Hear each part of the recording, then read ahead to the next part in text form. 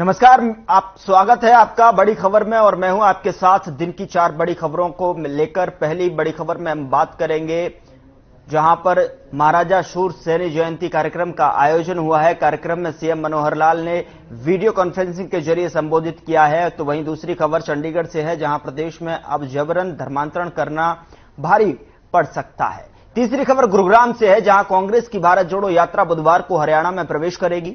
और अब चौथी खबर गुरुग्राम से है जहां क्लब में बर्थडे पार्टी सेलिब्रेट करने आए 2 युवक की मौत हो गई। तो 4 बड़ी खबरें आपके टेलीविजन स्क्रीन पर। पहली खबर में हम बात करेंगे महाराजा शूरसेन जयंती पर कार्यक्रम, और दूसरी खबर में हम बात करेंगे धर्मांतरण पर सख्त सरकार दिखाई दे रही है। तीसरी खबर में हम बात करेंगे कल से हरियाणा में भारत जोड़ो यात्रा प्रवेश करने जा रही है, उसको लेकर किस तरीके से कांग्रेस का रुख दिखाई दे रहा है और साथ ही साथ हरियाणा में भारत जोड़ो यात्रा का किस तरीके से प्रभाव देखने को मिलेगा। और चौथी खबर में हम बात करेंगे मातम में किस तरीके से बदला है बर्थडे जन्मदिन का जो है जश्न।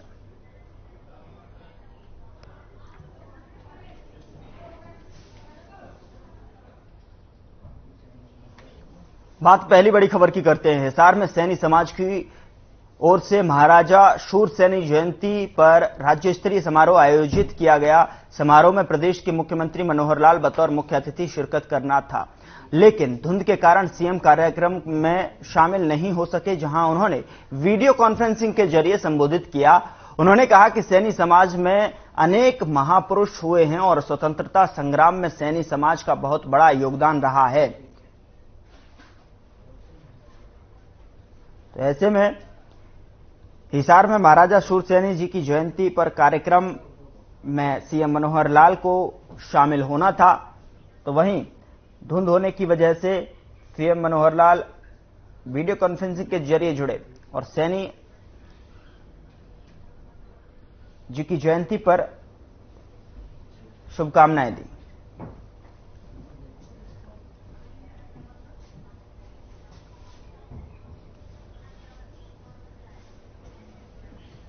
तो हिसार में महाराजा शूरसेन जी की जयंती पर कार्यक्रम, जिसमें कि सीएम मनोहर लाल ने वीडियो कॉन्फ्रेंसिंग के जरिए शिरकत की। कहा, देश के निर्माण में सैनी समाज का अहम योगदान।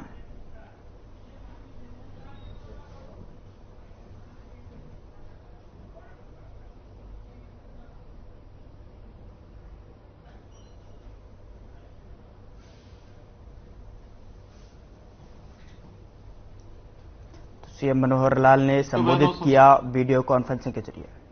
मैं इस बात का खेद व्यक्त करता हूं कि मुझे स्वयं इस समय आपके बीच में हिसार में सभा के प्रांगण में होना चाहिए था, लेकिन जैसा डॉक्टर कमल गुप्ता जी ने और अन्य साथियों ने बताया है कि आज मौसम ने साथ नहीं दिया और विजिबिलिटी कम होने के कारण से वहां आना संभव नहीं हो पाया है। तभी ये कार्यक्रम की योजना बनाई गई कि मुझे आपसे बात अवश्य करनी है, चाहे वर्चुअल तौर पर भी आपके साथ मुझे जुड़ना पड़े।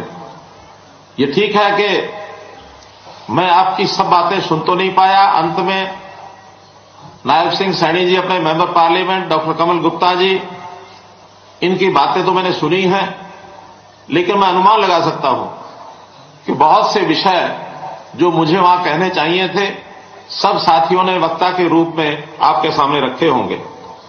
मेरे साथी शहरी स्थानीय निकाय मंत्री डॉक्टर कमल गुप्ता जी, माननीय सांसद श्री नायब सिंह सैनी जी, हमारे विधायक श्री भव्य बिश्नोई जी,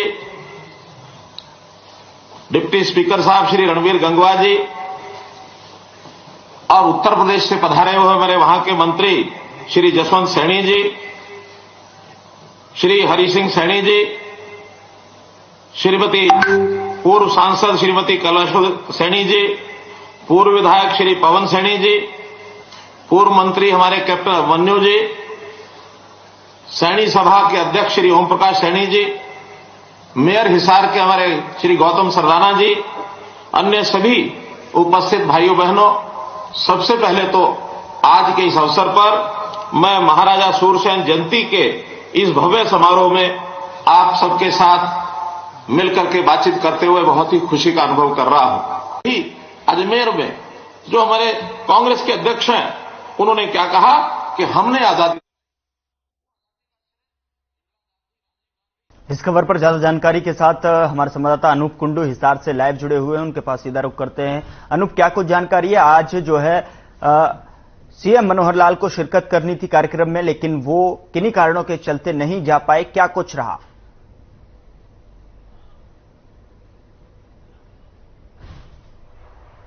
कार्यक्रम में बतौर मुख्य अतिथि हरियाणा के मुख्यमंत्री मनोहर लाल को पहुंचना था, लेकिन विजिबिलिटी कम होने की वजह से, क्योंकि कल और आज लगातार 2 दिन से बहुत कोहरा छाया हुआ है, धुंध है जो बहुत ज्यादा है, जिसकी वजह से विजिबिलिटी नहीं थी और मुख्यमंत्री का वहां कार्यक्रम में पहुंच पाना मुश्किल हुआ, जिसकी वजह से इस कार्यक्रम में मुख्यमंत्री का दौरा था वो रद्द कर दिया गया। लेकिन बहुत सारे चाहे वो कैबिनेट मंत्री हो दिया गया, लेकिन बहुत सारे चाहे वो कैबिनेट मंत्री हो, यहाँ के विधायक हो, पार्षद हो, मुख्यमंत्री ने वर्चुअल इस जो जनसभा थी उसको संबोधित किया। उन्होंने सबसे पहले क्षमा याचना भी की कि यहाँ पर जो लोग बैठे हैं, जो वहां पर उनको पहुंचना था, सिर्फ विजिबिलिटी कम होने की वजह से वो नहीं पहुंच पाए।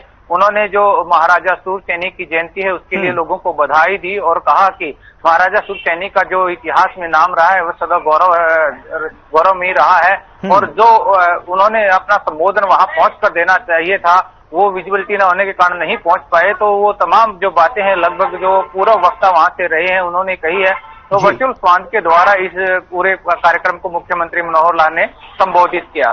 गौरव, साथ ही साथ अगर बात की जाए तो कार्यक्रम का किस तरीके से आयोजन हुआ, और साथ ही इस के साथ साथ जो जिस तरीके से कार्यक्रम धुंध की वजह से जो है सीएम मनोहर लाल वहां नहीं पहुंच पाए, लेकिन और कौन से जो वरिष्ठ नेता वहां पर मौजूद थे, किस तरीके से कार्यक्रम देखने को मिला?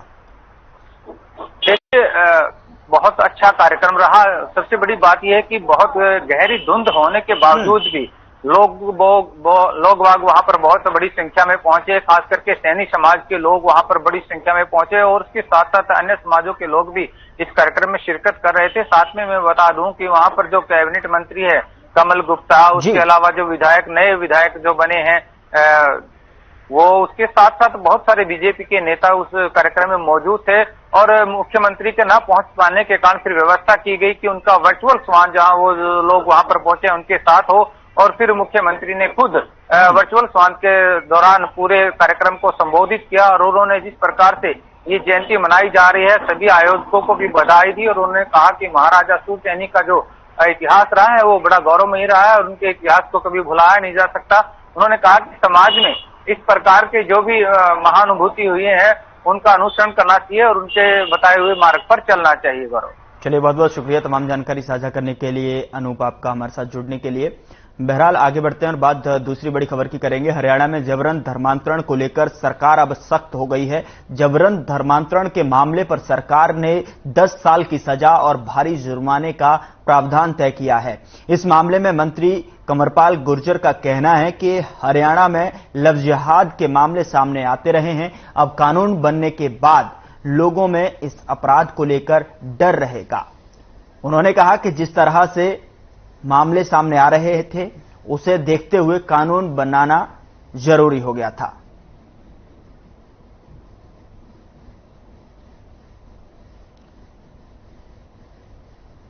तो 10 साल की सजा और जुर्माने का प्रावधान किया गया है और साथ ही साथ जिस तरीके से उन्होंने कहा कि सामने लगातार विगत वर्षों से जो है धर्मांतरण के जो मामले हैं वो सामने ज्यादा निकल कर आ रहे थे, उसको देखते हुए ये कानून जरूरी था और प्रावधान जरूरी था, आवश्यकता थी इसकी, तो मामले को देखते हुए कानून बनाना जरूरी।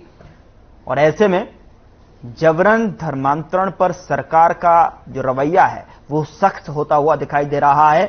10 साल की सजा और जुर्माने का प्रावधान यहां पर देखने को मिला है और साथ ही साथ मामलों को देखते हुए कानून बनाना भी जरूरी था, यानी कि जो स्थिति सामने निकल कर आ रही है जबरन धर्मांतरण की, तो उसको देखते हुए इस समय की मांग के जो जबरन धर्मांतरण के केसेस हैं उनको देखते हुए ये कदम उठाया गया, जिसको देखते हुए कि आने वाले समय में इन पर अंकुश लगाया जा सके, जिससे कि अब लोगों के अंदर जो है जबरन धर्मांतरण को लेकर भय प्राप्त हो, जिससे कि ये मामले कम से कम हों।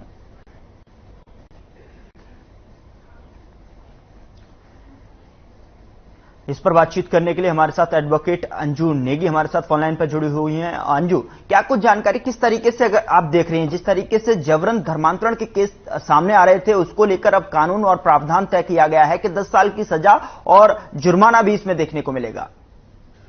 देखिए, जो धर्मांतरण की समस्या है ये न केवल हरियाणा की बल्कि पूरे हिंदुस्तान की समस्या है। जिस प्रकार से कि मुस्लिम लोग जबरन धर्मांतरित करवा देते हैं, ईसाई मिशनरीज इस काम में लगी हुई हैं, तो ऐसे एक कानून की बहुत ज्यादा यहाँ पे जरूरत थी। दूसरा, इसमें जो धर्मांतरण कराया जा रहा है ये हिंदुस्तान में बहुत पहले से सारी चीजें हो रही हैं। गरीब लोगों को बहला फुसला करके और कम उम्र की बच्चियों को बहला फुसला करके विवाह के लिए गरीब लोगों को थोड़ा बहुत अनाज वगैरह का लालच दे करके इस प्रकार से ये धर्मांतरण कराया जाता है। इस धर्मांतरण से जो सबसे बड़ी समस्या हुई आती है वो ये आती है कि एक क्षेत्र विशेष की डेमोग्राफी चेंज हो जाती है और उस डेमोग्राफी के चेंज होने से जो है पूरे राष्ट्र का जो एक हमारा जिसे हम एक सांस्कृतिक व्यक्तित्व बोलते हैं उस पर बहुत ज्यादा प्रभाव पड़ता है। तो हरियाणा ने भी जो इसमें ये नया कानून बनाया जिसमें कि उन्होंने 10 साल की सजा और जुर्माने का जो प्रावधान किया है ये इसमें बहुत ही स्वागत योग्य कदम है। निसंदेह जो है हिंदुस्तान में आपको धार्मिक स्वतंत्रता है, लेकिन वो धार्मिक स्वतंत्रता आपकी वहां तक है जहां पर कि आपके धर्म की मर्यादा है। आप प्रलोभन दे करके किसी को बलात् कोई जबरदस्ती कर करके बहला फुसला करके आप किसी का धर्मांतरण नहीं कर सकते हैं। जो भी ये कानून बना है ये स्वागत योग्य कानून है और इस कानून की बहुत समय से आवश्यकता थी।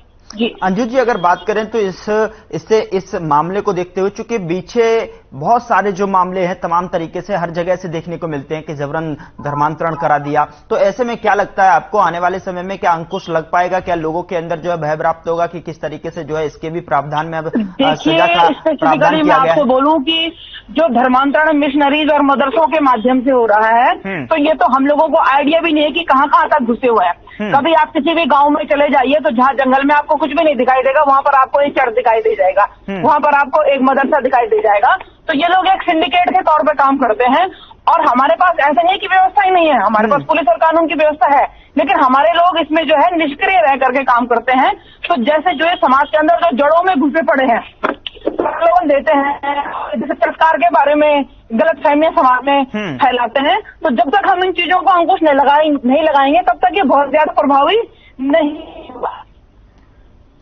चलिए, बहुत बहुत शुक्रिया हमारे साथ जुड़ने के लिए अंजू जी। अगली खबर की बात करेंगे। हरियाणा में कल से यानी 21 दिसंबर 2022 से कांग्रेस की भारत जोड़ो यात्रा शुरू हो रही है। यात्रा करीब 3 दिन तक जो है हरियाणा में चलेगी। इस दौरान राहुल गांधी से कई वीआईपी लोगों के मिलने की संभावना है। इसमें सेना के बड़े अफसर, इंटरनेशनल खिलाड़ी, हरियाणवी फिल्म जगत की हस्तियां और कुछ ऐसी स्वयंसेवी संस्थाओं के लोग भी होंगे जिन्होंने अपने काम के बल पर हरियाणा सहित पूरे देश में अब अलग जो है पहचान बनाई है। वहीं यात्रा के हरियाणा में एंट्री से पहले साइबर सिटी गुरुग्राम में दिल्ली गुरुग्राम बॉर्डर पर कांग्रेस के प्रचार वाहनों को रवाना किया गया है। कांग्रेस प्रदेश प्रभारी शक्ति सिंह गोहिल, प्रदेश अध्यक्ष उदयवान और राज्यसभा सांसद दीपेंद्र हुड्डा ने 10 प्रचार वाहनों को हरी झंडी दिखाकर रवाना किया। ये प्रचार वाहन प्रदेश में राहुल गांधी की भारत जोड़ो यात्रा का प्रचार कर रहे हैं।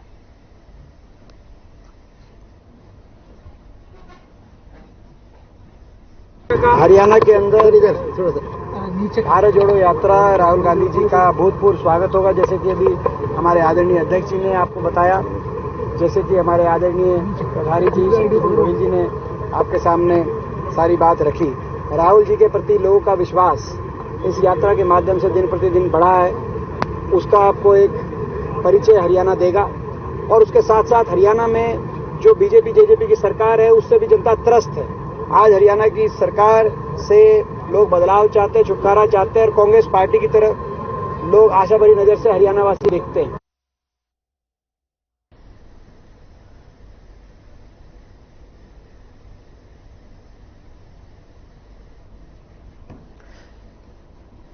कल से यानी कि 21 दिसंबर से भारत जोड़ो यात्रा हरियाणा में प्रवेश करने जा रही है और ऐसे में जो है राजस्थान के रास्ते होते हुए मेवात की तरफ से जो है ये यात्रा हरियाणा में प्रवेश करेगी और 3 दिन का समय जो हरियाणा में यहां पर ये भारत जोड़ो यात्रा रुकेगी, भ्रमण करेगी, यानी कि हरियाणा में साफ तौर पर अगर देखा जाए तो कांग्रेस जो है पूरी तरीके से तैयारियों को लेकर कमर कस चुकी है और कांग्रेस के 10 प्रचार वाहन रवाना भी किए गए हैं। और साथ ही साथ अगर बात करें दीपेंद्र हुड्डा की, तो दीपेंद्र हुड्डा की तरफ से भी कहा गया था कि ऐसे में भारत जोड़ो यात्रा में हरियाणा की तरफ से 10 ऐसे संकल्प हैं जो कि हम इसमें शामिल कर रहे हैं। तो 10 संकल्प भी जो है शामिल हो चुके हैं और ऐसे में जो है कांग्रेस की कवायद होगी कि किसी भी तरीके से जो है हरियाणा की सत्ता को साधने की। और ऐसे में जनता के धरातल के जो मुद्दे हैं, कांग्रेस के सभी सीनियर लीडर्स की तरफ से ये यहां पर देखने को मिल सकता है कि राहुल गांधी को उन मुद्दों के साथ में जो अवगत कराया जाए, उनकी जानकारी दी जाए।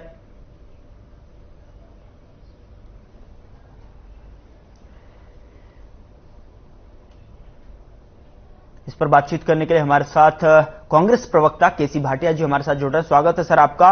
और सबसे पहला सवाल मैं यही पूछना चाहूंगा कि भारत जोड़ो यात्रा 21 दिसंबर से जो है हरियाणा में जो है आ रही है, मेवात के रास्ते प्रवेश करेगी। किस तरह की जो है तैयारियां कांग्रेस की तरफ से देखने को मिल रही हैं? देखिए, हमारी पार्टी की बिल्कुल पूरी तैयारियां हैं। कई दिन से लगे हुए हैं हमारे नेता, तो राहुल जी का बहुत बढ़िया से स्वागत करेंगे और लोगों की बातों को सुनेंगे भी, सुनाएंगे भी। तो बड़ी अच्छी तैयारी है हमारी। जी जी सर, ऐसे में मैं आपके पास आऊंगा। इस बीच जो है हमारे साथ प्रोफेसर वीरेंद्र सिंह चौहान बीजेपी प्रवक्ता हमारे साथ जुड़ रहे हैं। स्वागत है सर आपका भी। मेरी आवाज पहुंच पा रही है वीरेंद्र सिंह? हाँ बिल्कुल सर, मैं आपसे ये जानना चाहूंगा कि जिस तरीके से अब भारत जोड़ो यात्रा जो है हरियाणा में प्रवेश करने जा रही है और ऐसे में किस तरीके से आप देख रहे हैं, आपके लिए जो चुनौतियां साबित हो सकती हैं, चूंकि यहां पर जो है पूरी तरीके से एक राहुल गांधी जी की अलग तस्वीर, अलग छवि देखने को मिल रही है। देखिए, राहुल गांधी की जो छवि इस यात्रा से पहले थी, इस यात्रा के बाद उनकी छवि और धूमिल हुई है, क्योंकि वे जहां जहां गए हैं वहां वहां पार्टी के अनेक छोटे बड़े नेता पार्टी छोड़कर गए हैं। तो राहुल गांधी की छवि तो ये है कि उनकी अगुवाई में, उनके शिखर पर होते हुए कांग्रेस पार्टी की दुर्गति हुई है और वो आए दिन गर्त में और गहरे धंसती जा रही है, सरकती जा रही है गर्त की ओर। तो कुल मिलाकर इस यात्रा से कांग्रेस पार्टी को कोई लंबा चौड़ा लाभ होने वाला नहीं है। ठीक है। और हमारे लिए राहुल गांधी कभी चुनौती नहीं रहे। हमारे लिए राहुल गांधी कभी चुनौती नहीं थे, बल्कि हम तो कभी कभी मजाक में कहते हैं कि जब तक राहुल गांधी कांग्रेस के शिखर पर है तब तक कांग्रेस के खिलाफ हमें कुछ करने की जरूरत नहीं है, वो खुद ही करते हैं। 5-7 दिन में वो कोई ना कोई ऐसी हरकत कर देते हैं जिसके कारण वो सारी दुनिया में हंसी का पात्र बनते हैं। ठीक है, इसका जवाब ले लेता हूं प्रोफेसर साहब। केसी भाटिया साहब जो हमारे साथ कांग्रेस की तरफ से जुड़े हुए हैं।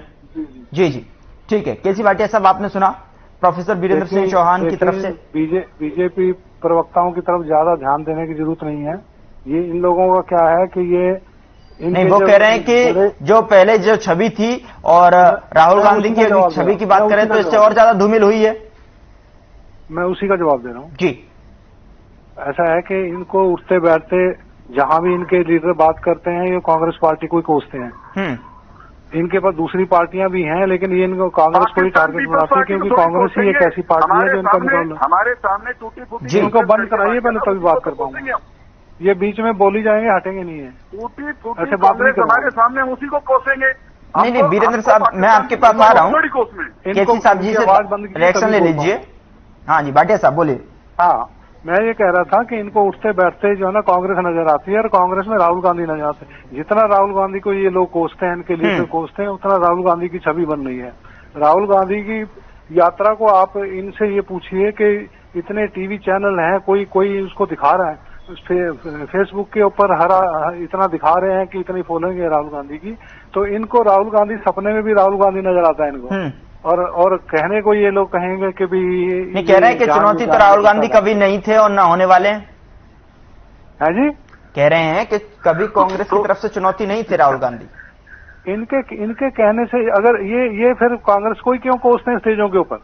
दूसरी पार्टियां भी तो हैं। कर दो जी, नेशनल पार्टियां भी हैं, रीजनल पार्टियां भी हैं, दूसरी पार्टियां किसी का नाम कांग्रेस का नाम लेते हैं क्योंकि कांग्रेस ही ऐसी पार्टी जी, जी। जो पूरे पूरे इंडिया के अंदर केसी भाटिया साहब ये कह रहे हैं कि आपके पास और भी पार्टियां हैं, सिर्फ आपको कांग्रेस ही दिखाई देती है। देश की सबसे पुरानी, लेकिन घिस घिस कर 50 के आंकड़े से नीचे लोकसभा में गिर चुकी कांग्रेस निश्चित तौर पर सबसे बड़ा विपक्षी दल है आज भी, और तो इनसे भी नीचे हैं। तो हमें प्रतिपक्ष के नाते जब जिक्र करना होगा तो इसी कांग्रेस का करेंगे ना, लेकिन हम किस कांग्रेस और किस कांग्रेस के नेता राहुल गांधी पर हमला करते हैं उसकी स्थिति सबके सामने तो है।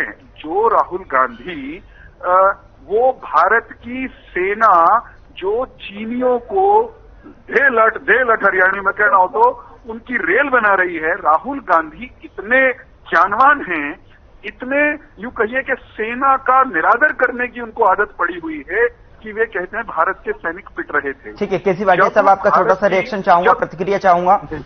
जब भारत की सेना ने जाकर के पाकिस्तान के आंगन में उनको ठोका कि तब भी सवाल कर रहे थे, ऐसा राहुल गांधी हमारे लिए चुनौती बनेगा क्या? ऐसी कांग्रेस पार्टी हमारे लिए क्या चुनौती पैदा करेगी? बताइए आप। केसी भाटिया साहब का छोटी सी प्रतिक्रिया सर, क्या कहना चाहिए?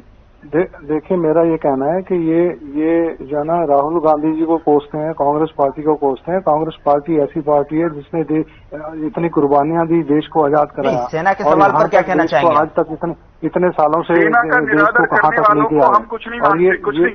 ये लोग बीजेपी वाले लोग जो है ना अपने आप को तो कहेंगे हम बड़े जो है ना राष्ट्रभक्त हैं, और दूसरों को देश विरोधी बताएंगे। कोई आर्मी के खिलाफ बताएंगे, देश के खिलाफ बताएंगे, फोर्स के खिलाफ। आर्मी के खिलाफ जो है उसको हम क्या कैसे कहेंगे वो आर्मी के पक्ष में है? सबसे देश की सबसे बड़ी दुश्मन बीजेपी है और कांग्रेस पार्टी का इतिहास रहा है, इन्होंने कुर्बानियां दी हैं और आगे सेना के देने को तैयार हैं। सवाल पर जवाब क्या रहेगा आपका? उनकी तरफ से सेना को लेकर बोला गया है जी। जिस राहुल गांधी के परिवार से इतने कांग्रेस पार्टी जो है प्रधानमंत्री होते हुए उनकी हत्या की गई, महात्मा गांधी जी की हत्या इन लोगों ने कराई, आरएसएस वालों ने कराई। नहीं सर, कहाँ जा रहे हैं आप? हिंदू महासभा वालों ने कराई। और आज नहीं सर, कहाँ जा रहे हैं? किधर? सवाल कुछ और है, आप कुछ और बात है।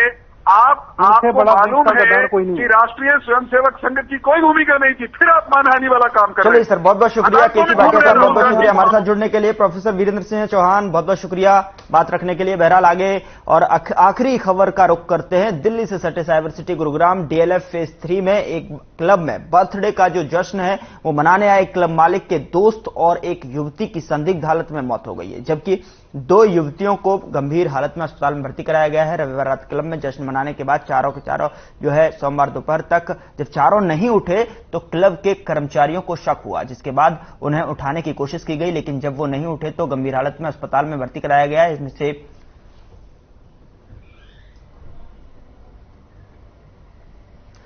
तो बर्थडे पार्टी सेलिब्रेशन के दौरान ये मौत की खबर आप तक पहुंचा रहा है। गुरुग्राम से ये तस्वीरें हैं जहां पर क्लब के मालिक एक युवती की मौत हुई है। फिलहाल इस बुलेटिन में इतना ही। नमस्कार।